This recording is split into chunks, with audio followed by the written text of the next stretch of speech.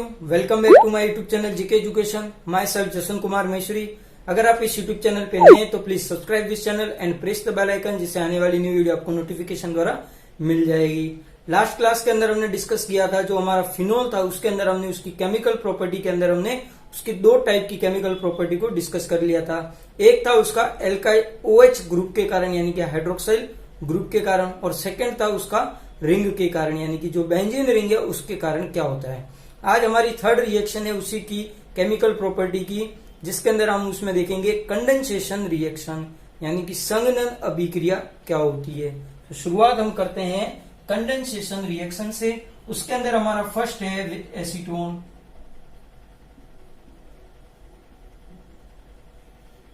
तो एसीटोन बनाइए CH3CH3C double bond O। जब इसकी रिएक्शन किसके साथ हो, फिनोल के साथ,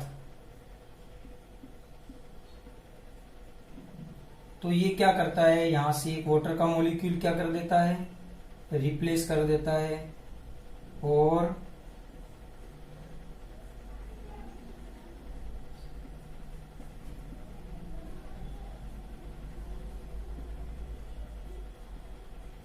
बिसफिनोल ए का फॉर्मेशन करता है। किसका फॉर्मेशन करता है, बिसफिनोल ए का फॉर्मेशन करता है।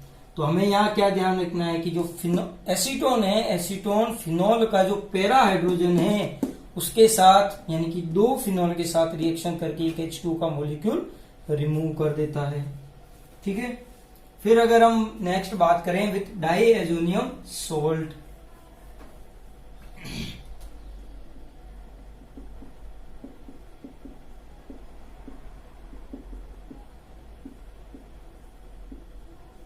डाईएजोनियम सोल्ट तो देख लो ध्यान से, जो फिनोल है उस फिनोल का N2+Cl- और ये है हमारा डाईएजोनियम सोल्ट। इसके अंदर भी ये जो पैरा का जो है ये रिएक्शन करके N2 यानी कि हम N डबल बॉन्ड भी करें तब भी कोई दिक्कत नहीं है। ये है एजाइड फिनोल एजाइड। किसका फॉर्मेशन करता है, फिनोल एजाइड का फॉर्मेशन करता है। यहां पर भी वो की वही रिएक्शन, जो इसका पैरा हाइड्रोजन है उस Cl के साथ निकल करके -HCl का फॉर्मेशन करता है। तो ये है इसकी विथ एजाइड रिएक्शन। थर्ड अगर हम देखें, अब ये सब कंडेंसेशन रिएक्शन है क्योंकि इसके अंदर सब क्या हो रहे हैं, अटैचमेंट हो रहे हैं विथ थैलिक एनहाइड्राइड। तो ये है हमारा फिनोल।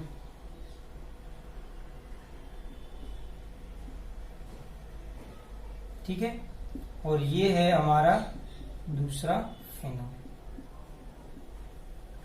ये है हमारा थैलिक एनहाइड्राइड COOH।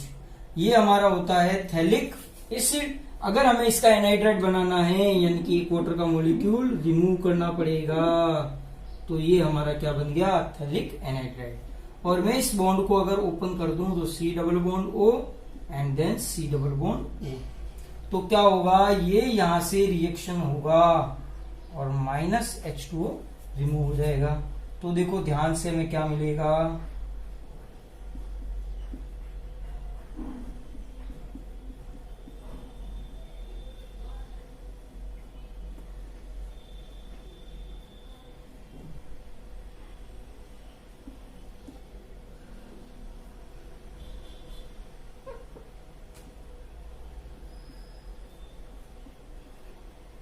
ये मिलेगा। इसका नाम है फिनोल थैलीन। क्या नाम है,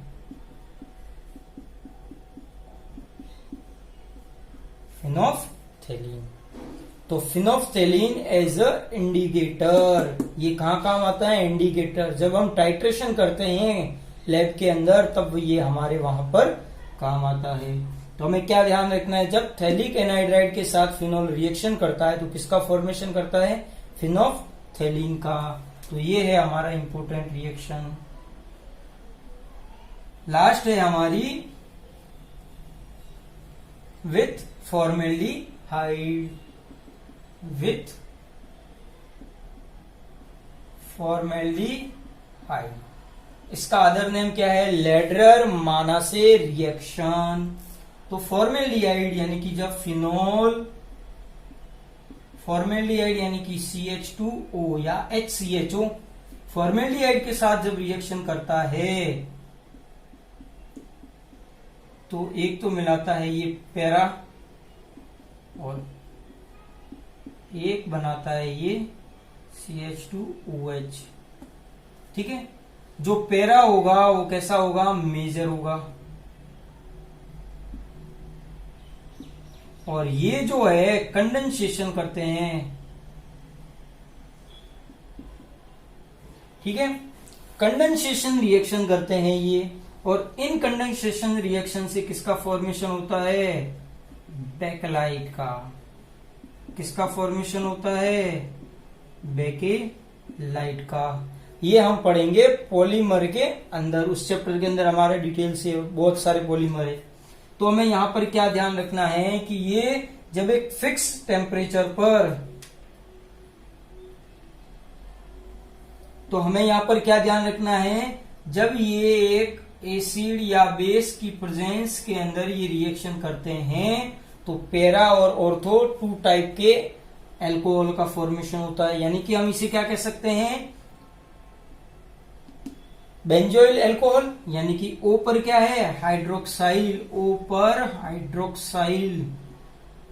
ठीक है, और क्योंकि ये ऑर्थो पे, ऑर्थो हाइड्रोक्साइल बेंजाइल अल्कोहल, क्योंकि क्या है ये अल्कोहल है। तो ये थी हमारी विथ फॉर्मेल्डिहाइड। अब हम इसके यूजेस देखते हैं, यूजेस क्या क्या है।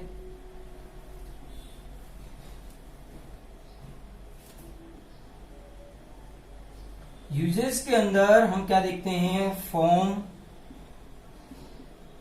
बेकेलाइट, बेकेलाइट के फॉर्मेशन में, फॉर्म सैलिसिलिक एसिड के फॉर्मेशन में, form drugs like aspirin, aspirin के फॉर्मेशन में। अब एस्प्रिन की स्ट्रक्चर हमारे सिलेबस में गिवन है हमें। जब सैलिसिलिक एसिड की रिएक्शन हम एनहाइड्रस के साथ करवाते हैं तो हमें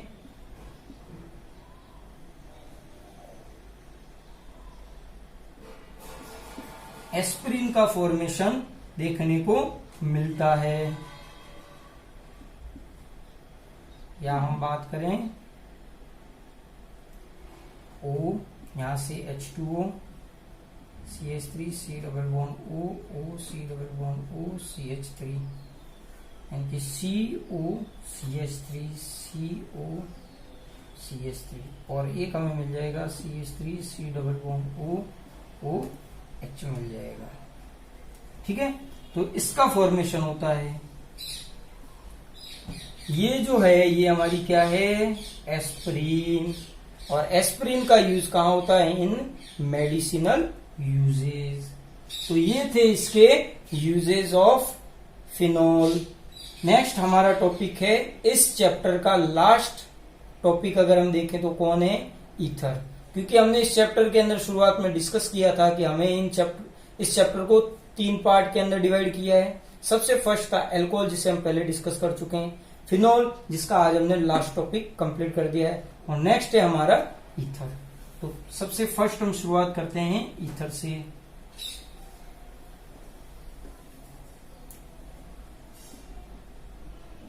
ईथर क्या होता है, ROR होता है। ठीक है, ये 2 टाइप का होता है, एक होता है सिंपल, एक होता है मिक्सचर। यानी कि मिश्रित या और सरल ईथर। सिंपल के अंदर जो ROR' है, जिसके अंदर R और R' क्या होते हैं, इक्वल, जबकि R not equal to R'। ठीक है, इसका अगर हम एग्जांपल देखें CH3OCH3 मेथॉक्सी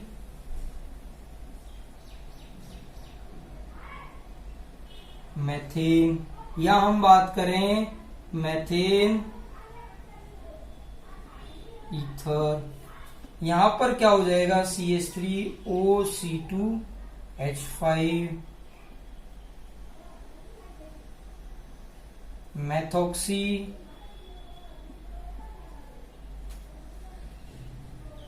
एथेन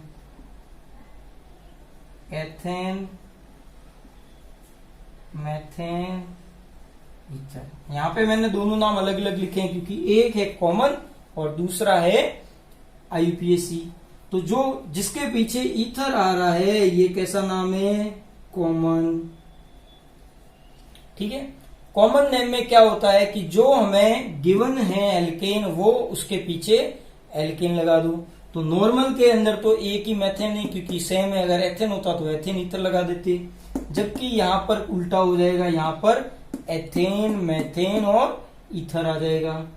अब जब हम IUPAC देखते हैं तो IUPAC क्या कहता है कि हमें ऑक्सी, क्योंकि हमने इसके पहले बोल दिया था कि ये जो RH है एल्केन का OR के द्वारा क्या हो जाता है, रिमूव, यानी कि एल्कोक्सी ग्रुप अटैच हो जाता है। तो एल्कोक्सी एल्केन यानी कि मेथॉक्सी एल्केन यानी कि मेथॉक्सी एथेन। अब यहां पर मेथॉक्सी क्यों लिया सर, यहां पर एथोक्सी भी तो ले सकते थे। तो IUPAC क्या कहता है कि जो कार्बन श्रृंखला यानी कि जो कार्बन चेन सबसे कम है उसे हम एल्कोक्सी लेते हैं। तो यहां पर कार्बन किसमें कम है, इसमें सर ये CH3 यानी कि मेथो और ऑक्सी मेथोक्सी एथेन। तो ये है इनका IUPAC नोमेनक्लेचर और इनका क्लासिफिकेशन।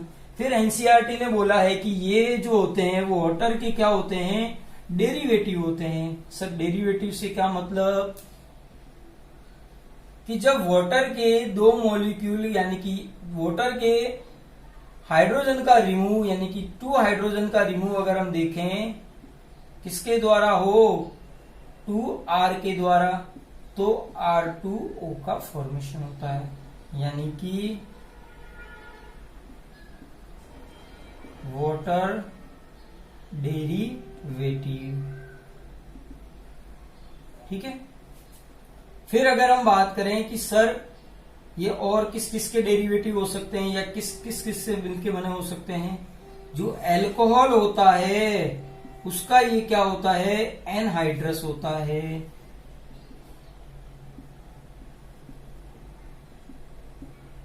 ठीक है, अल्कोहल जो होता है उसका एनहाइड्रस, तो हम क्या कह सकते हैं सर, अल्कोहल या एनहाइड्रस ऑफ अल्कोहल।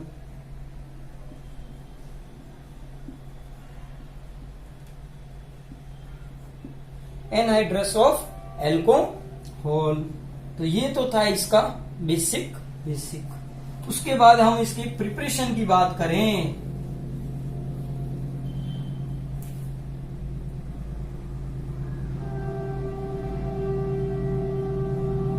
प्रिपरेशन में सबसे फर्स्ट अगर हम देखें लेबोरेटरी,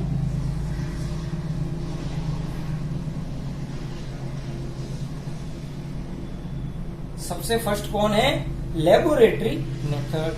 इसे हम पहले डिस्कस कर चुके हैं, फिर भी हम यहां पर इसको एक बार देख लेते हैं, क्योंकि लेबोरेटरी के अंदर हम क्या देखते हैं कि जो C2H5OH है हमारा अल्कोहल, इस अल्कोहल की रिएक्शन अगर मैं H2SO4 के साथ करवाता हूं तो मुझे क्या मिलता है, CH3CH2OHSO3 और H2O।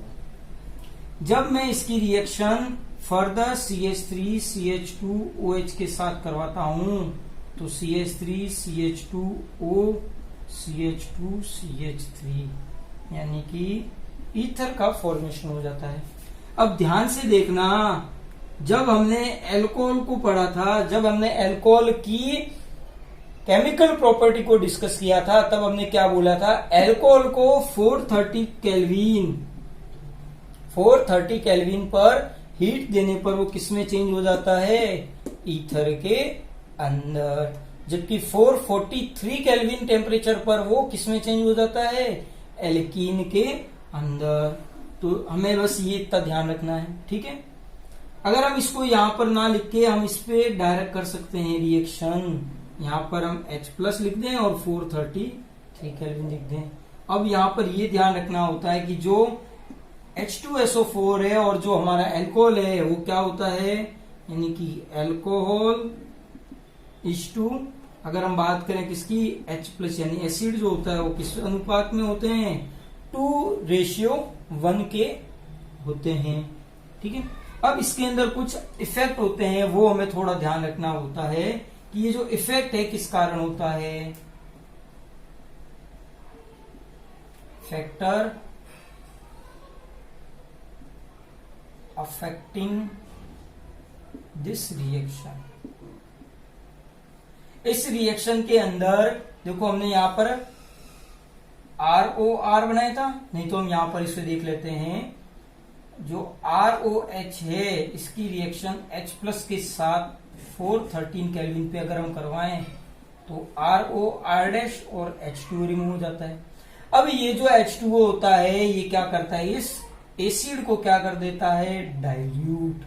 अगर ये डाइल्यूट हो गया तो ये रिएक्शन इतनी, यानी कि रिएक्शन यानी कि रेट ऑफ रिएक्शन को क्या कर देता है, ये रेट ऑफ रिएक्शन को डिक्रीज कर देता है।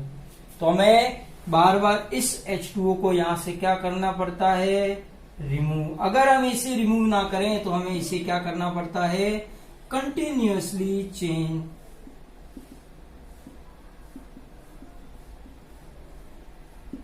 कंटिन्यूअसली हमें इसे क्या करना पड़ता है, चेंज करना पड़ता है, नहीं तो ये क्या हो जाएगा, डाइल्यूट और रेट ऑफ रिएक्शन यानी कि रिएक्शन ही कम हो जाएगी।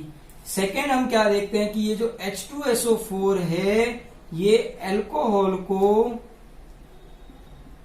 को क्या कर देता है, ऑक्सीडाइज। और अल्कोहल को ऑक्सीडाइज तो यानी कि सेल्फ क्या होगा, रिड्यूस। और ये जो रिडक्शन है इसके अंदर H2SO4 जो है वो किस में कन्वर्ट होता है, SO2 के अंदर कन्वर्ट हो जाता है, जिस कारण ये खुद रिड्यूस और इसको क्या कर देता है, oxidise.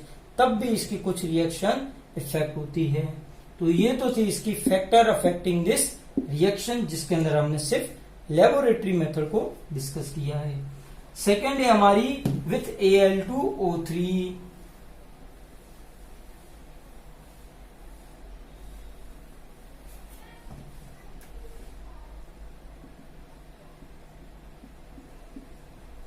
With Al2O3।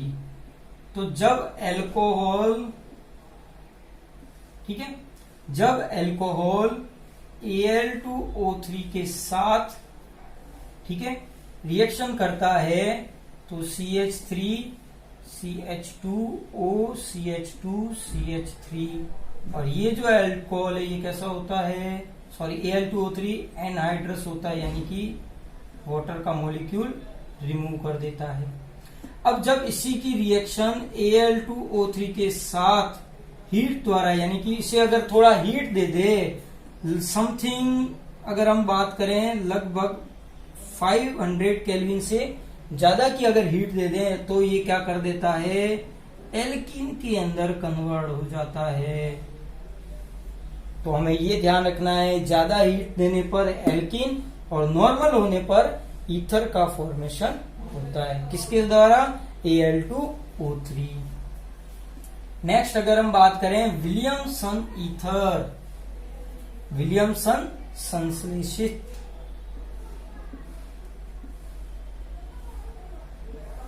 Williamson synthesis. इसके अंदर क्या होता है, जब अल्कोहल जो है वो इस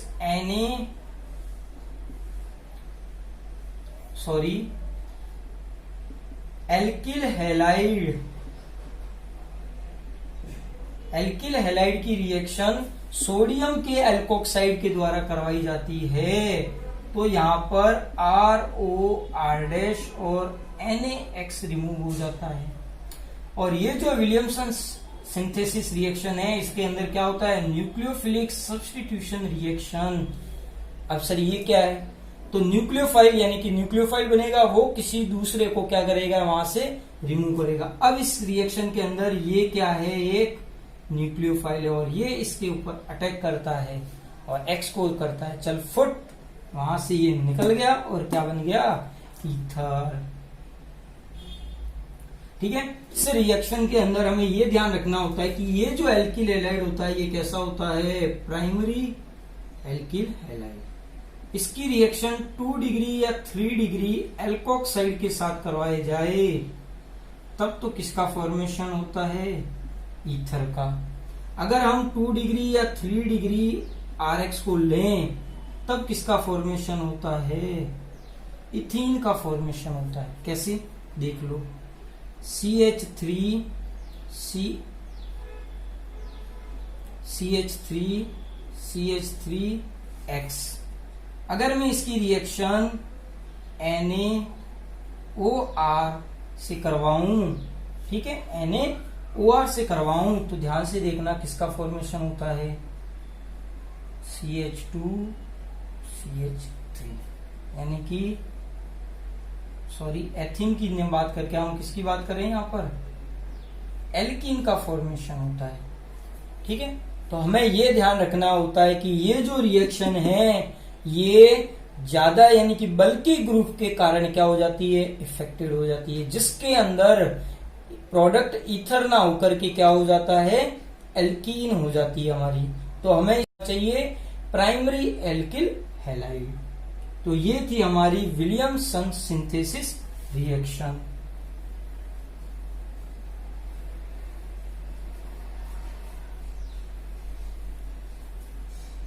नेक्स्ट है हमारी with dry AgO2, with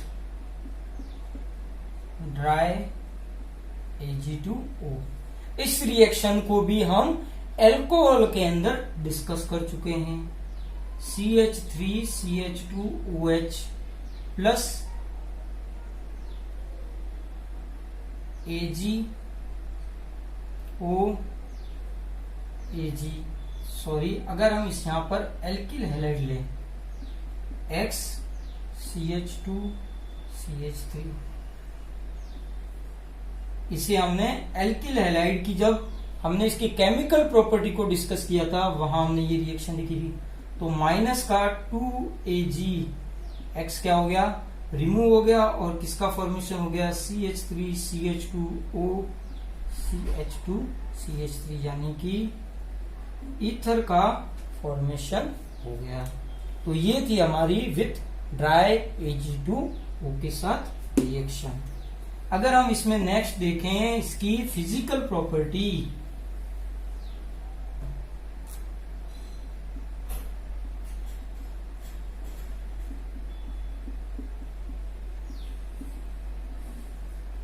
physical property में ये कैसा होता है, कलरलेस, ठीक है, और इसकी स्वीट स्मेल होती है। ठीक है, ये कैसा होता है, वाटर, या हम बात करें स्प्रिंगली, सॉल्यूबल इन वाटर, यानी कि सॉल्यूबल किसमें होगा, अगर हम पूरा देखें, सॉल्यूबल इन कार्बनिक सॉल्यूशन। तो ये है इसकी फिजिकल प्रॉपर्टी। उसी के साथ हमारे आज के टॉपिक कंप्लीट होते हैं। उम्मीद होगा ये वीडियो आपको पसंद आया होगा। अगर ये वीडियो आपको पसंद आया है तो please like, comment, share and subscribe जरूर करें। धन्यवाद।